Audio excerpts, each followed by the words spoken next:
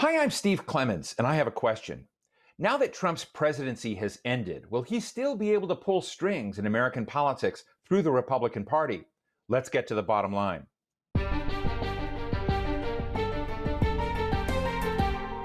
Well, if any world leader in history knows how to leave office with a bang, it's definitely Donald J. Trump. Twice impeached, banned from most social media, and having inspired thousands to storm the U.S. Congress to supposedly stop the steal of November's election, he succeeded by dividing his people along political, religious, economic, and geographic lines. And now the business of healing and uniting the nation, if it can be healed and united, and even if it wants to be, falls on the new president, Joe Biden. But there's no denying that Trump's conspiracy theory rhetoric is still out there, still captivating the imagination of untold millions in America from all walks of life and in Congress itself. So what's next for American politics, and especially the Republican Party that Donald Trump leaves behind? My guest today is a prominent Republican legal expert who's been talking about the dangers that Trump poses to the country since he announced his candidacy in 2015. John Bellinger was a legal advisor to the White House and the State Department during the George W. Bush administration, and he's now a lawyer in private practice in Washington, D.C. John, so great to be with you. Listen, you have been worried about violence from the Trump crowd for a long time. You saw it coming really before anyone else did. You organized a group of serious Republican national security people against Donald Trump's candidacy when he ran. But you, after he came in, you began blowing the whistle. And even recently, you wrote in the Lawfare blog that Donald Trump is still a threat to our national security. What is it about Trump that has worried you all of this time and that allowed you to be prescient about the violence we're seeing explode today? Steve, well, first, it's great to be with you. I guess what I've really seen in Trump, even back when he was a candidate, and certainly we have seen this throughout his presidency, is just how much he divides Americans. We all know this now. He delights, his modus operandi is to stick his finger in the most divisive of issues, whether it's religion, geography, politics. Of course, people have had differences in this country for a long time, but Donald Trump is just delighted in trying to divide people and pit one against another American. So, it came as no surprise to me a couple of years ago, even, that if he were driven from office either by election or through some other means, that he was not going to go gently into the good night, that he was going to call on his supporters to come and save him. And frankly, given how well armed many people are in this country, it certainly occurred to me a number of years ago that he could call on people to come into Washington, try to save him, and that there would be violence here in Washington and indeed around the United States.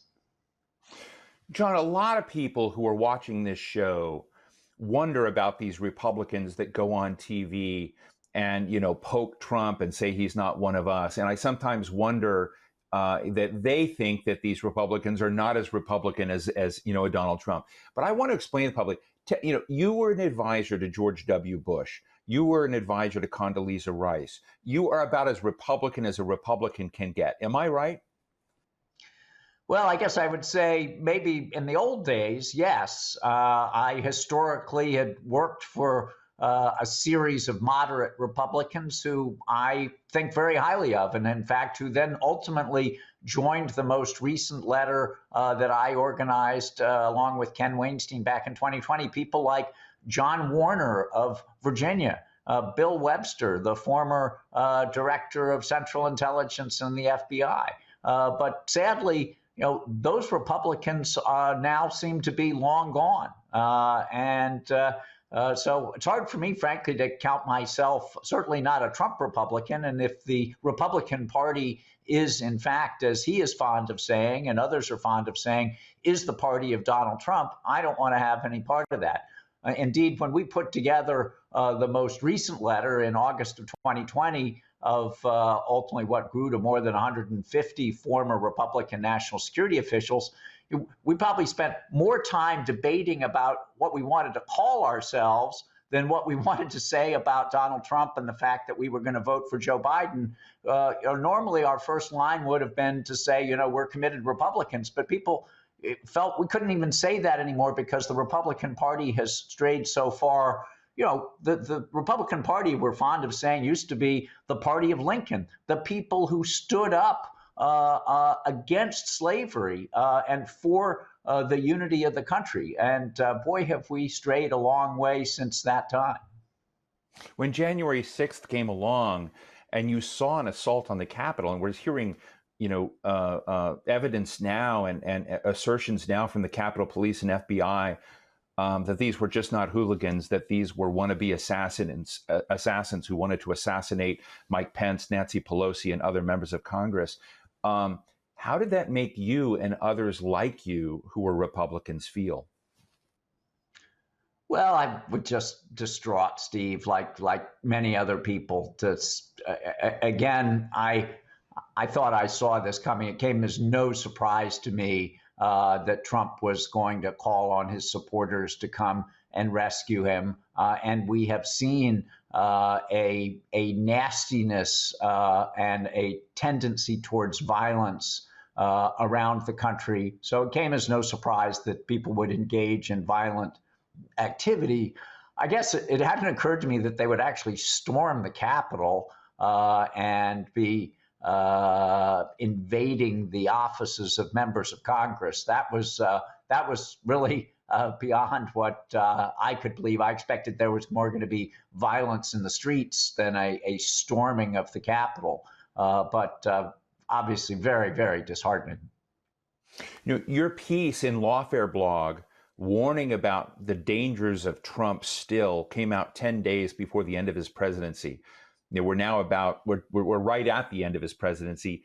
Does Trump still pose a danger even after having been shoved out of the presidency? Well, when I wrote it 10 days ago, I really thought that he did. I wrote that a couple of days after the violence at the Capitol and realized that he had 10 more days left into office. And he had put in a number of his supporters in different government organizations. He had fired the Secretary of Defense, fired other people. So I was still concerned about actions that he might take because he really unhinged, has not been acting even in the final days really as a president. He's been in his bunker, nursing grievances. And so it did concern me that he could take some action at that point.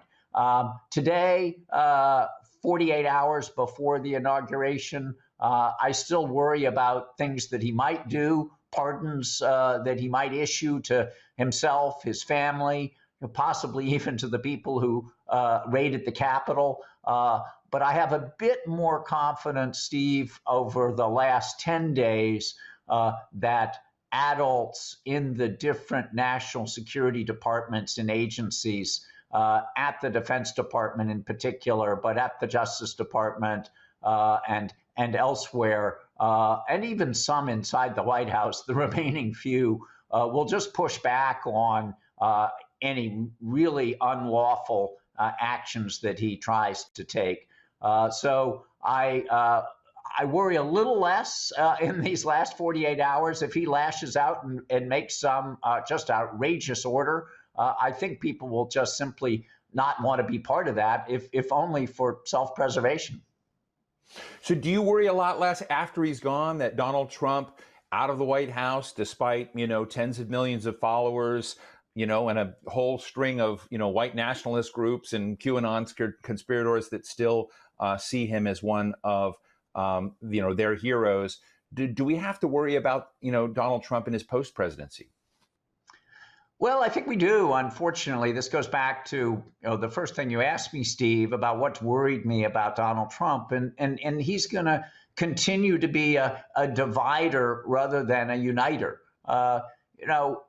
6 days after 9/11, George Bush, for whom I worked, went down to a mosque in Washington, D.C., took off his shoes. You can look at the pictures of him standing there in his socks, and gave a speech in which he said, Islam is peace. And this was, the World Trade Center and the Pentagon were still smoldering. Nearly 3,000 people dead, and that was George Bush, trying to unite people, even when we really didn't know all the facts, because he knew that it was important to call for calm. Donald Trump, in his post-presidency, is going to continue to be the incendiary individual that he's always been, trying to undercut Joe Biden's message of unity and togetherness at every step. So I would like to see him marginalized. I think it's unfortunate that the Senate would have to move forward with an impeachment trial at the same time that it's important for them to confirm new Biden administration national security officials, and that really has to be their first priority. But I think that, sadly, they should move forward with the trial of Donald Trump to ensure, as best as possible, that he is no longer a political force, because it's obvious that he is not going to act like George Bush or every other president in his post-presidency, and to be statesmanlike and stay out of politics. He plans to do the reverse. John, you're one of the best legal minds I know when it comes to national security and the institutions of our government, and how to set up various new institutions in times of war, in times of conflict, how to deal with detainees, how to deal with national security decision making. And I think one of the questions that's going to haunt us for a very long time is, did our institutions really hold, or did we just get lucky? Did we come very close to seeing, an autocratic takeover and suspension of democracy as we know it and have known it? And because those answers, that's a fork in the road, lead you in very different directions. And so my question is, one, did institutions hold, and do you still have confidence in the system? Or do we need to wake up and say, guess what?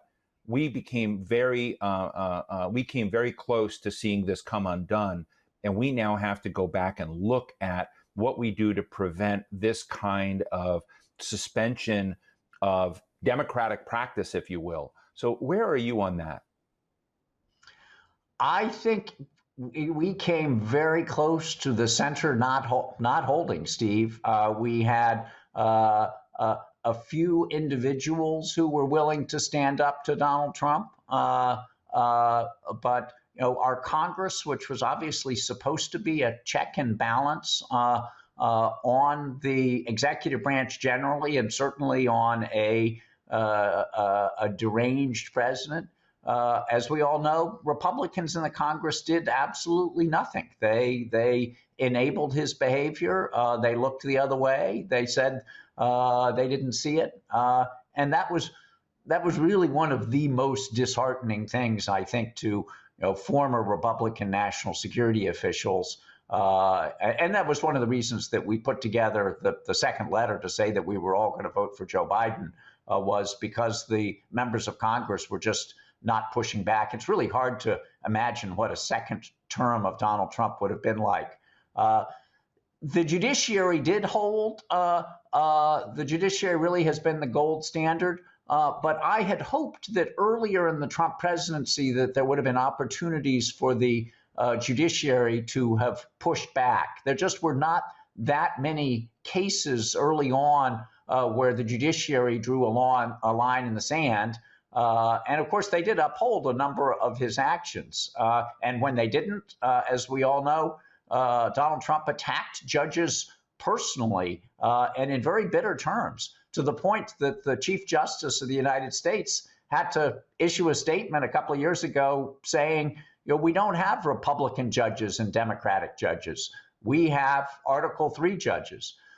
So I do think we came incredibly close to disaster, and I do think some changes need to be made. You've probably seen the useful short book of recommendations put out by my former colleague Jack Goldsmith at Harvard and Bob Bauer, who used to be the counsel to President Obama, coming together saying, in light of what happened here are a number of recommendations for change to make sure that these kinds of excesses by the presidency don't happen again. One of the revered people in Republican circles is Senator Jack Danforth. You know the senator. I know the senator. He was ambassador to the United Nations as well during the George W. Bush administration, and a minister. And he said that mentoring Senator Josh Hawley of Missouri was one of the biggest mistakes, the biggest mistake of his political life. What do you think should be done with Senator Hawley, Senator Ted Cruz, these people that fed the flames of doubt in this election? Well, of course, one of the really most disheartening things, in addition to seeing Senator Hawley go out and insist that he continued to want a vote on decertification, was to see him go out and raise his fist in solidarity with those who had attacked the Capitol. Now, maybe at the time he did that, he did not realize the violence that was going on. I would like to see him apologize for that action. But it's unfortunate that a number of senators have continued to support the false narrative that Donald Trump and others have said. So it was good to see Senator Danforth, who really was a great man and a great ambassador to the United Nations, someone who George Bush really looked to as a moral compass, come out and disagree with Senator Hawley. One of the other things that intrigues me is you and I have been talking for years about how to neutralize terrorism. And we used to talk during the times after the 9/11 attacks, you and I did, about conspiracy theories rampant in the Middle East. And almost in a way, I would say, to a certain degree, I was arrogant about it because you didn't see those kinds of conspiracy theories in America. So what could you do to neutralize them? Now, when you fast forward today and you look at radicalized groups in the United States, when you worry about people, insiders inside the U.S. military and National Guard being radicalized and part of the QAnon conspiracy, it sounds like a lot of the techniques that ISIS has used for recruitment, somebody's using inside this country and nation. Do you, am I off track on that? Do you have some of the same concerns? I do. I've learned an awful lot about the country in the last 4 years. Again, back to this point about Donald Trump trying to divide the country rather than unite the country. I guess I would have thought 4 or 5 years ago that there was maybe 5% of the people in the country who believed these crazy conspiracy theories about, Obama not being an American or the federal government really being the enemy. I just really thought that was fringe. And honestly, maybe it was fringe. Maybe we go back and look at the polls and say there really were only 5% 5 years ago. And that's unfortunately what really has happened with the president feeding these conspiracy theories, his favorite expression of, people are saying, and Fox News and others then echoing them.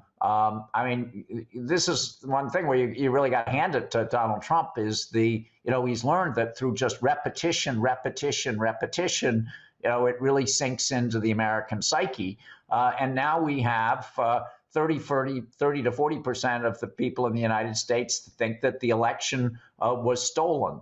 One of the things, frankly, that worries me the most, Steve, and that I think is going to be very, very important for Joe Biden, is to restore trust in the federal government, to unite people so that they believe that the federal government is, in fact, a force for good.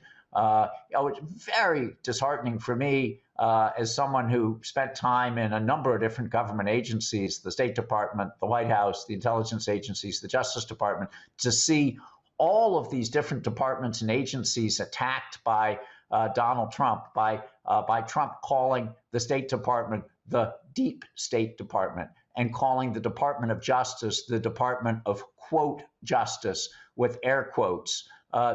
This is really damaging, and it's going to sink in And Joe Biden is really going to need to work hard over the next 4 years to try to undo that damage and to combat these conspiracy theories. As that is going on, as Joe Biden is trying to restore trust in government, what role is there for folks like you who right now have been supportive of Biden given the choice, but yet you don't really share all of Joe Biden's views? I mean, are you going to get back into the game and try and hijack that Republican Party, turn it to a different course? What is going to happen with those of you? Because you're one of the few, and I remember you stood up early and loudly and bravely to challenge this, but a lot of your colleagues did not. They've been waiting to see how this comes out. Now, Senator Ben Sasse, he's all over Ben. He has a article out saying we've got to separate the Republican Party from the QAnon conspirators, et cetera, et cetera. Where do you go from here in terms of trying to save and redirect the Republican Party? Well, Steve, at this point, I think I and most of the people, the national security officials who signed the letter last summer saying that we would support Joe Biden, consider ourselves to be independents. We're certainly people who served in former Republican administrations and proud of it to have done service for the country. But as I said earlier, a number of the people before signing up to these letters said, I want to be clear, I don't consider myself to be a Republican anymore. So, it just shows how far the party has strayed. Candidly, for me personally, Steve, I don't really see light at the end of the tunnel right now. So I don't see anybody who I see as a good leader for the Republican Party. Certainly Mitt Romney has been saying absolutely the right things very, very bravely, but I don't see him wanting to lead a new Republican Party. And I don't see any other people out there who want to reclaim the Republican Party the way it used to be, a party of principle, a party committed to rule of law, a party committed to uniting the country. At this point, I'm going to go all in for Joe Biden and hope that he can succeed. I really do. I think it's that important for the country. I mean, sure, and we've discussed this, former Republican national security officials. I'm sure we're not going to agree on every national security policy, but we want him to succeed. We really do. We need to see him re-engage with the rest of the world, unite us with our allies, re-burnish our very tarnished image around the world, including our commitment to human rights. I think, frankly, rather than nitpick and criticize Biden and his people, of course, we'll have to see what decisions they make. But I think the things that Joe Biden has been saying for the last couple of months since he was elected really have been pitch perfect. More so, candidly, than Barack Obama.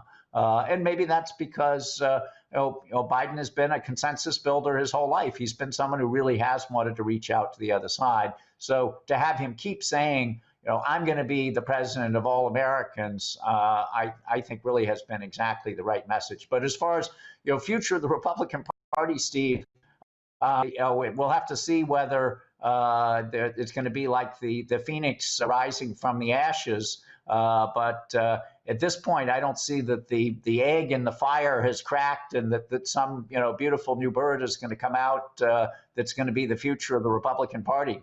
There's still going to be an awful lot of fighting.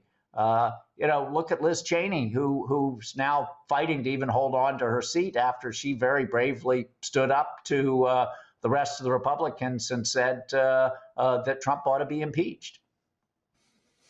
Well, John Bellinger, legal counsel to presidents, secretaries of state, and a real architect of many of the legal frameworks we think about in national security. Really appreciate your candor and your time today. Thanks for joining us.